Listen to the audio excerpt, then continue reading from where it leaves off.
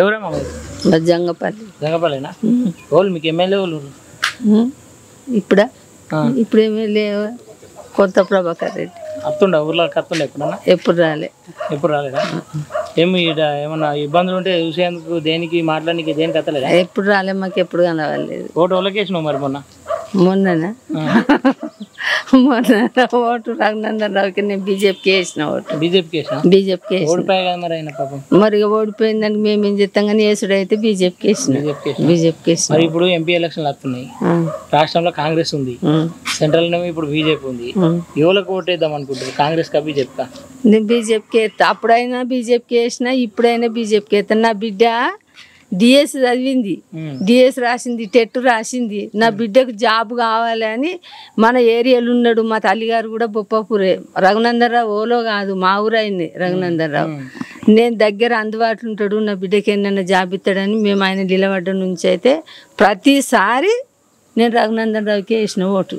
మా ఊరు ఆయన వచ్చినప్పుడు కూడా నా ఇంటికి వచ్చి నా దగ్గరకు వచ్చి కలిసిపోతాడు అదే మా ఇల్లు మేము చిన్నప్పటి నుంచి మా అంటే నాకంటే 2-3 సంవత్సరాలు పెద్ద ఆయన కలిసిపోతాడు దగ్గర తీసుకుంటాడు మాట్లాడతాడు వాళ్ళు ఎవరన్నా గెలవని ఏమన్నా కనుగొని కానీ మా ఇద్దరి 2 ఓట్లు అయితే మేము రఘునందనరావుకి వేసిన ఎప్పుడు ఆయనకే వేసిన నేను ఓటు ఇప్పుడు కూడా నా ఓటు ఆయన చూసినా ఇప్పుడు కూడా నాకు పరిచయం వచ్చినప్పుడు కూడా మా ఇంటికే వస్తాడు మంచోడు కదా మా ఊరైనా మాకు మంచోడు కదా మంచోడు మరి నీలం మధు కూడా వస్తుండు కదా కాంగ్రెస్ నుండి నాకు వాళ్ళు తెలియదు వాళ్ళందరూ నాకు వాళ్ళు తెలియదు నాకు వాళ్ళు తెలియదు కలెక్టర్ ఉంటుండే అప్పట్లో నాకేం తెలియదు కానీ నా బిడ్డకు నాకు ఒక రఘునందనరావు తెలుసు నా బిడ్డను కూడా మకరాజపేటకి ఇచ్చిన మా అయ్యపురాలు కూడా రఘునందనరావు పార్టీలనే బీజేపీకి నిలబడ్డది కాకపోతే అప్పుడు ఓడిపోయింది సేవుంట మండలం మకరాజపేట నా బిడ్డని ఇచ్చింది కూడా మకరాజపేటకి మా అయ్యపురాలు నిలబడ్డది మస్తు ఖర్చు పెట్టుకుంది చేసింది నిలబడ్డది కానీ కొన్ని ఓట్లలో ఓడిపోయింది అప్పుడు 5 సంవత్సరాల కింద ఇప్పుడు ఆయనకు మకరాజపేట కూడా అంత తెలుసు కాకపోతే నా బిడ్డ పరిచయం లేదు ఒకనాడు నా బిడ్డని నేను ఆయనకు పరిచయం చేయాలి నా బిడ్డకి జాబ్ ఇప్పియాలని ఉంది నాకు ఇప్పియాలని ఉంది నాకు ఏం బాధ చెప్పాలి లాక్ల మంది గంత మందిలో ఏదో ఊరు మనిషి అని వచ్చి ఇట్లా దగ్గర తీసుకొని అమ్మ బాగున్నావా పిల్లలు బాగున్నారా అన్నాడు కానీ ఈ బాధలు ఏం చెప్పలేను నేను ఎప్పుడు వచ్చినప్పుడు చెప్తామని అంత మంది ఉంటారు దాంట్లో మనం ఏం మాట్లాడుతుంది కాకపోతే ఒకసారి వచ్చి నువ్వు దుబ్బాక రా అన్నాడు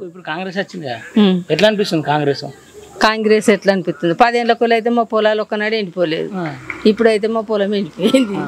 కానీ మీకు 10 ఏళ్ళ కోళ్ళ ఉచిత బస్సు ఇచ్చారు ఆ బస్సు ఇయ్యలే మేము ఇప్పుడు కూడా బస్సు